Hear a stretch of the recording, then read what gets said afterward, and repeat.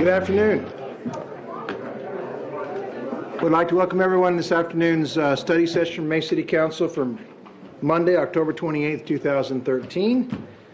And, oops, sorry, Councilmember. It's good to see everyone in purple tonight. Looks like a Barney convention. Good cause, for a good cause. We'll talk about that a little bit later. First item on the agenda is to review the regular agenda for tonight's meeting. Page 2, items 2 through 3D. Items 3E through 3J. I'd like to make a quick comment. Good to see the Palms Theater back in business. Hope the best for them, and been around our community for a long time, and good to see the Prather family investing and continuing to do some good entertainment in Mesa. Items 4A through 4C. Items 4D through 4F. Items 4G and 4H. 4I through 5C. 5D through 5J. 5K through 6C.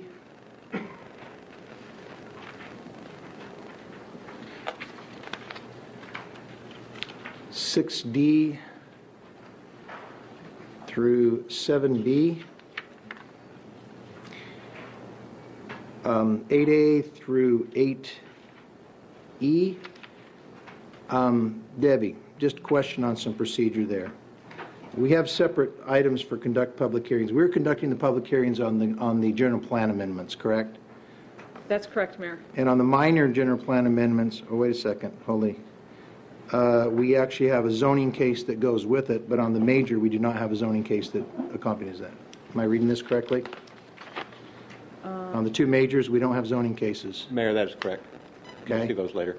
So these are just public hearings then. There's no action on, there's action on the general plan on the major. So we have the public hearing and then take action on the major amendment. And on items 8B, we have a public hearing on the general plan minor, take action on that, and then we have an accompanying zoning case. Okay. Now, normally, is that just a, I know we've gone through this before, so I apologize for revisiting it. Is that just a quirk that the zoning case accompanied the minor and not the major, or do we by practice do not have a zoning case that goes through when we have a major amendment like this? Mayor, it's pretty rare with the major that we have the zoning attended at the same time. If we look back, we might find some where the zoning's been there at the same time, but it's not typical.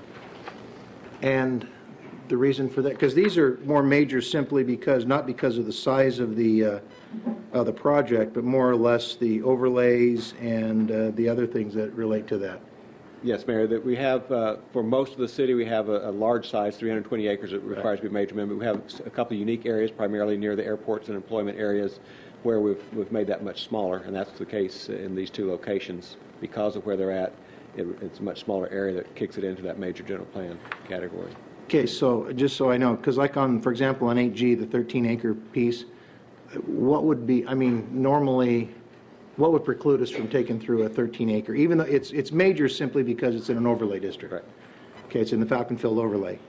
What would preclude us from going through the zoning case at that same time? Just, that's not how we've done it, or? Mayor, we could have, if the applicant chose to delay their application, it'll be coming through in a couple of months. But it was their choice. They could have run it at the same time if they had wanted to.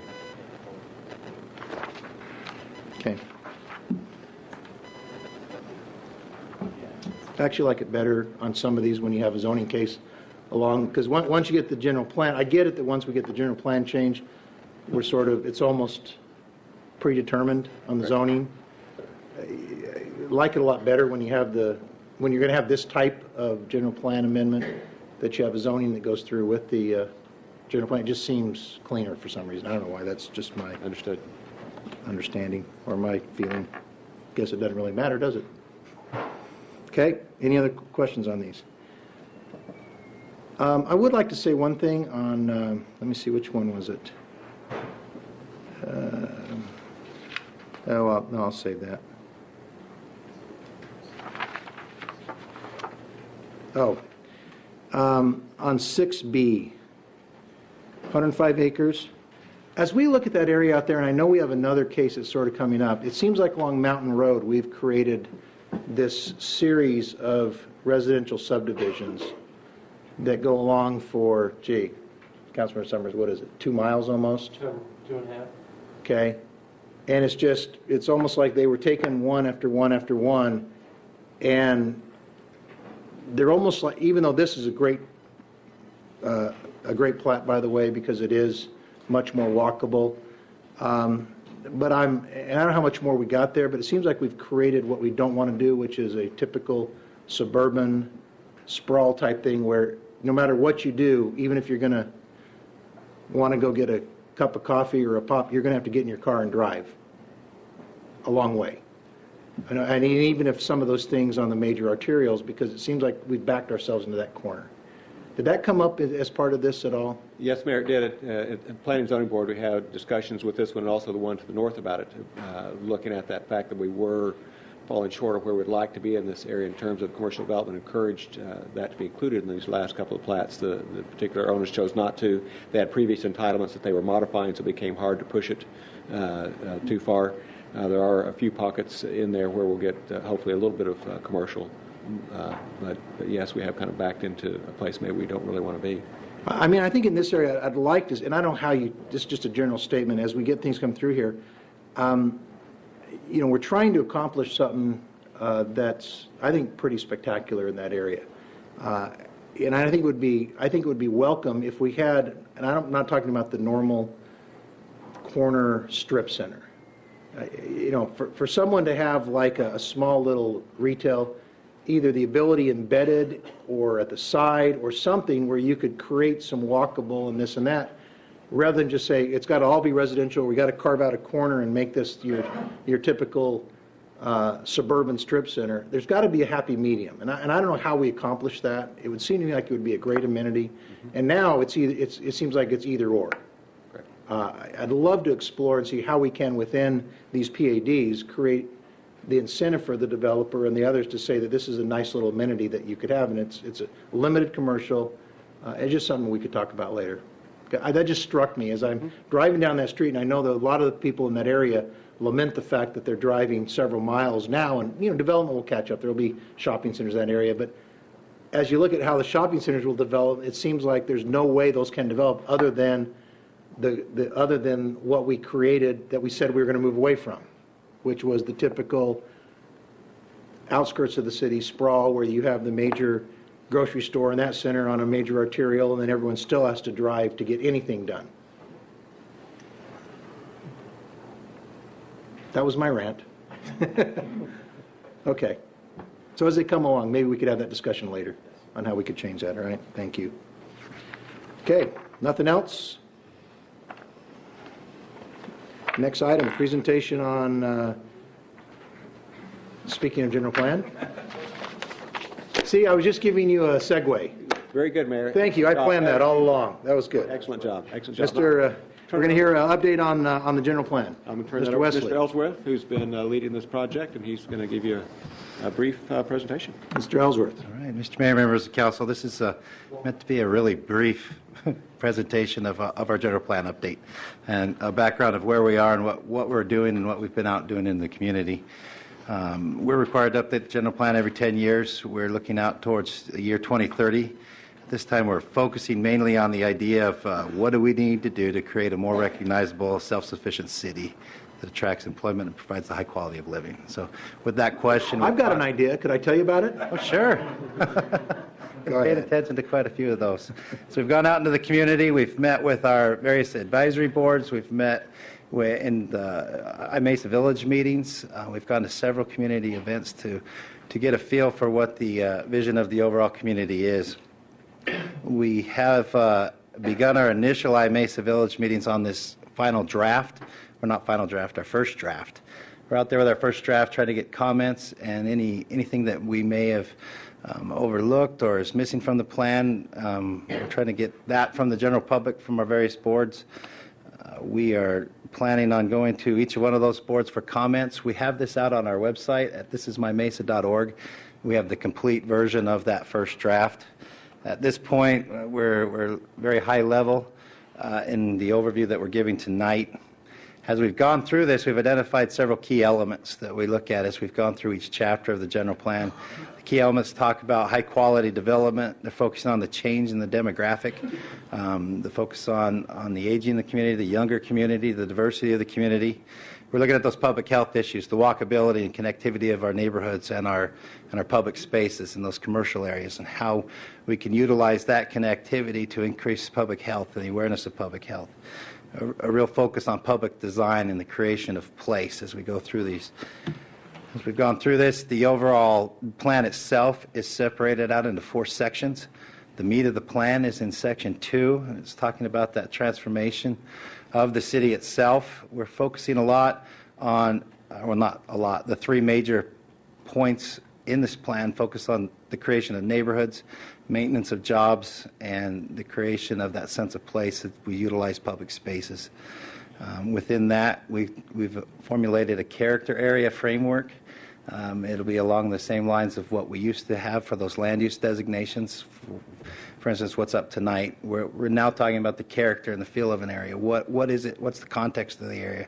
What is that we want to accomplish vision-wise for that part of Mesa? And as we go through, as we focus, Tom, as we define these characters, does that then require that we say X, that the character is defined by between X and X dwelling units per acre? Or are we trying to find some middle ground or some way to redefine that character? Moving back away from that to more general. Okay. John, did you? Okay. We're moving back away to more general. We're looking at more the context, the overall vision of that site. So as somebody were to come in and develop, and we start talking to them about their certain type of development, we can start talking about that area of Mesa. What is it in that area of Mesa that makes it unique? What is it that we're looking for from the future? What do our sub-area plans say about that area of Mesa? So as we look at the general plan, it's really that higher level discussion, and then the general plan is setting forth the tools and the implementation tools to get a little bit more specific, get down into the sub-area planning, get down into the zoning code itself. As we go into... I'm sorry, go ahead. Councilman Summers. Isn't that identity really grounds up, organic, coming out of the neighborhoods that are surrounding them? I mean, we're not going to put mid-rises in the orchards up in District 5, and likewise, we had talked about not wanting to put backyards right off the end of the runway in District 6. I mean, District 5 has some very unique areas that we don't want to apply our minimum light standard to, because it's large acre lots, individual homes, and dark sky kind of environment. So, we have to, I would think a lot of this is going to be very respectful of what the areas around it, while still looking to develop more of what the mayor was referring to as those smaller nodes of commercial activity, and try to infuse some walkability in as many areas as possible. Yes, yes, Mayor, Councilmember Summers, that's very accurate. Because we do have most of the character of the city is established, and where we have those unique areas, the desert uplands or Lehigh or Citrus area, whatever, the plan basically says that's our starting point. We want to maintain those unique characters in those areas. Then in other spots where we do have the opportunity for infill and that redevelopment, what is going to add to that sense of character, what's going to add to that sense of place, what's going to round out the neighborhood to make it a more complete neighborhood and more walkable, and those types of things. So at the end, when we potentially build out under this plan or the next one, what we end up with is a large city of 100-some-odd square miles that has rural areas that have chickens in them, and urban areas that have mass transit and vertically integrated mixed uses, but all those things don't. It's not going to be one type of city. It's going to be very unique. Absolutely. We need a variety of neighborhoods and living conditions that people are looking for. And I know you may say it, but it seems like the difference, in getting it back to what Councilmember Summers said, is that maybe if you did, whereas right now the general plan indicates, let's say in the desert uplands, lots no small, this is a low density area, lots no smaller than 1 acre. That doesn't necessarily, that goes partially to define the character.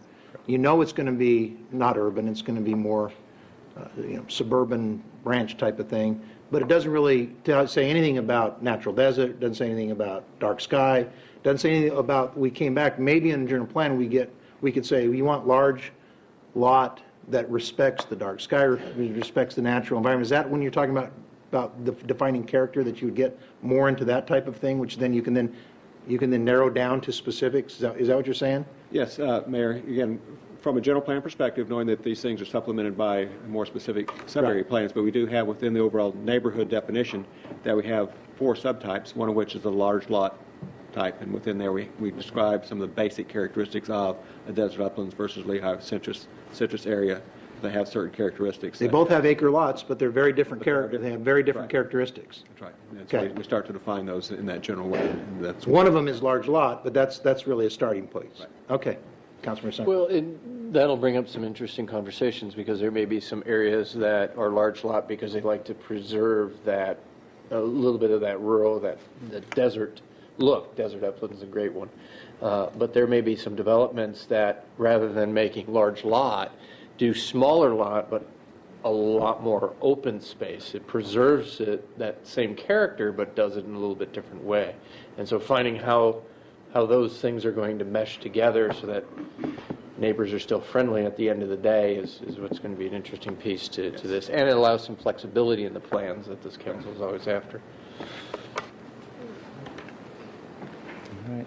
So as we go through the next few slides, focus on those 3 key elements, the key elements of neighborhoods, jobs, and public spaces. With each one of those, we've identified what makes, to implement a great neighborhood, what are those characteristics and qualities? As we've gone out and discussed those with neighbors and with the various boards, these are the qualities that we find within those neighborhoods, that they're diverse, that they're healthy, and that they foster that social interaction. We really tried to focus on what makes a great neighborhood and not focus so much on what makes a bad neighborhood and what do we need to fix. So we're looking at what qualities we're wanting to instill into Mesa's neighborhoods. Then into the jobs, what creates a great economy? What goes into making the economy strong? What are the values in Mesa that are trying to drive those? Into the quality public open spaces. This includes the parks, it includes the museums, the art center. What are those things that we can draw on to create that synergy and that vibrancy into Mesa, utilizing the open spaces not just as a destination but also as a connective tissue. And as we go down through, as we looked at the generalization of the general plan map and into the character areas, the map that we end up looks a lot like this. Our current map looks, it's a lot more colorful, a lot more pixelized. This breaks everything down into neighborhoods, commercial areas, employment areas, and then we get a little bit more specific. The plan itself, there's various programs, there's strategies and policies. A lot of those go down into those specific neighborhood areas and calling out for those sub-area plans. So as we're looking for the specifics on what the large lot characteristic is meant to preserve in the citrus area versus the desert uplands, we look for the general description of that here, but it will be implemented more into that sub-area plan. As we're going through, we're preparing the characteristics of each of those character areas. This is an example of what we're preparing in that regard. This is being put together for a summary document that will go out and be able to be utilized more by those who are looking at, what does downtown mean? What happens in the downtown? So there's an illustration here that shows the various densities in a framework of buildings. I'm trying to forget the name of what I'm looking at, but the map. And then as you come through, it talks about the forms and the guidelines. These forms and guidelines are meant to be more of a guideline. We're trying to not be very specific, but it gives enough definition to what that form should look like. When somebody comes in with a project in the downtown, we can say the downtown needs this type of feel. In this portion of downtown, we're looking for that feel of a street presence. How does the building and the first floor create some energy along the street? The sidewalk width's wide enough that we can have pedestrians come back and forth and sit and have places to congregate. Those types of forms and guidelines. Also sets out the typical uses you'd see and which zoning categories would be appropriate within those areas. As we go through, it's just the summary document. We've got that almost prepared. We were hoping to have that tonight. It'll be out on the website as soon as we've got it.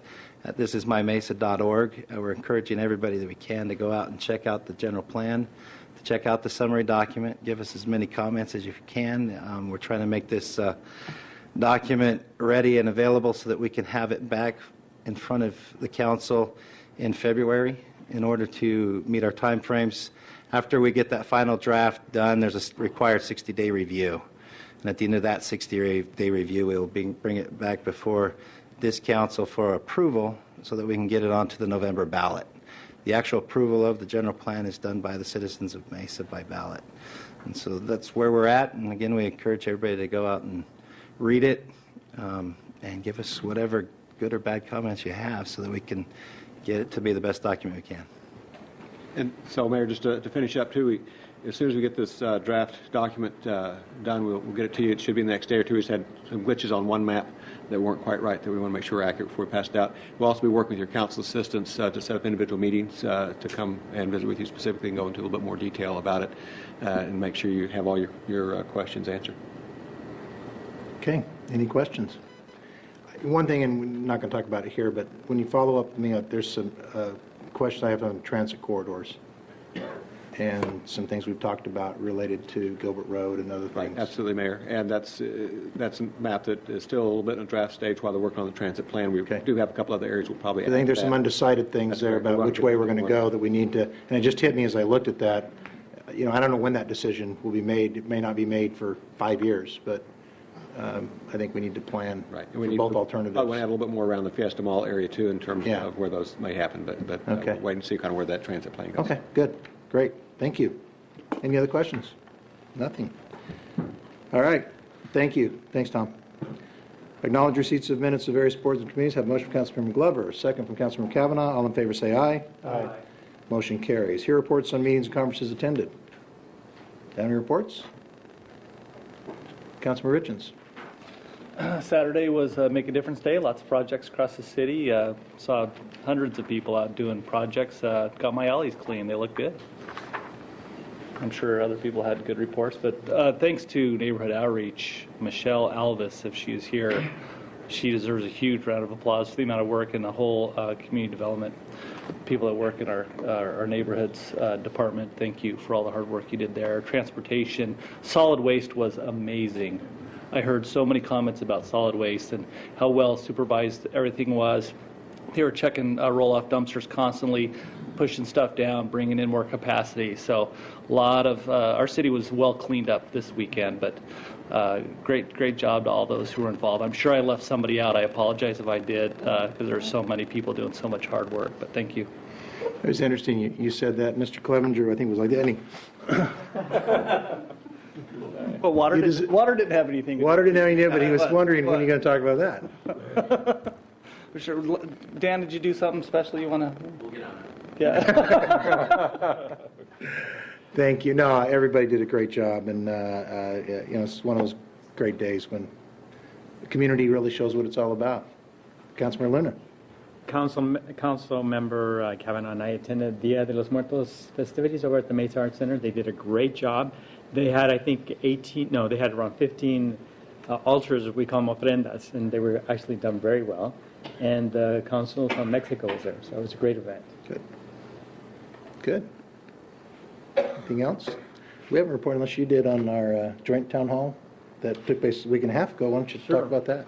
It was fun. We got together, lots of youth, especially from the Mayor's Youth Committee, had a pizza party. That's a great way to get youth together, and they had some great questions for us. And it was kind of like a wonderful performance.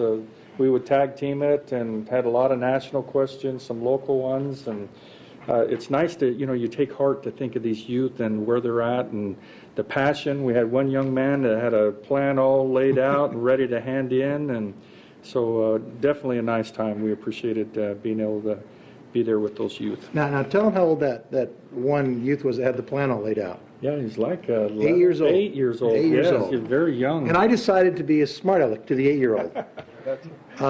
And I can't remember exactly how it came up, but it was like, you have a question, easy questions. I mean, easy questions, like you. Who's buried in Grant's tomb? Figuring, I'll put one over on the 8-year-old. And he looks at me like, are you an idiot or what? He goes, General Ulysses S. Grant. Who else? So an 8-year-old said that to me, and I'm going, okay, next question. It was fun. But yeah. Game over. Game over. You know, this. Oh, it was really cute. I gotta finish that story because the plan he had, he brought. This is an 8-year-old. I mean, this kid was so bright. He not only brought it, but it was folded up and taped shut. So he had to untape it, and he unfolded it very carefully, and then showed it to us. And it was really, really good. It was a parks plan. It was really good. So thanks to the vice mayor, we had a good time with the youth, and I will tell you, our youth are very connected. They understand their community, and they don't worry about asking tough questions. They ask some pretty poignant, straightforward questions, and it's a lot of fun. So thank you. Anything else, Mr. Brady? Thank you, Mayor. Just a reminder to the Mayor and Council, we have a study session this Thursday, October 31st. Also tomorrow, October 29th, from 5 to 7, we'll be having a college cafe event. It'll be held at the Think Spot at the Red Mountain Library. It'll be an informal meeting for Mesa parents and students to get information on the local Mesa colleges and universities. So invite everybody out to that. And John, did you want to announce you have general plan update workshops coming up? You have one tomorrow night at the Mesa Utilities Building, correct? Starts at 6:30. 6:30, and presentations at 7. Then you have one on Wednesday, At Crescent Crown. 30th at Crescent Crown. Again, I think it's same times? Right. Okay. And then we'll talk about the other one that's a little bit later. So that we just remind that's coming up this week. And also this Saturday, November 2nd, from 11 to 2 is the West Mesa Barbecue Festival. Sounds fun. So all the they'll be at the Banner Health Corporate Center parking lot, and all proceeds will benefit neighborhoods of West Mesa. Correct? Right, it should be pretty exciting. We have, I think we're up to 11 teams competing. So you can come and get a good sandwich, and you can buy some tickets to sample and vote for your favorite. Going to have some celebrity judges there, and live music. Should be a lot of fun. 11 to 2, the old Mesa Lutheran Hospital for the old timers who are familiar with that. So, Great, thank you. Have a motion adjourned from Councilmember Luna, second from Councilmember Glover. All in favor say aye. Aye. We'll adjourn. We are adjourned. We'll see you upstairs.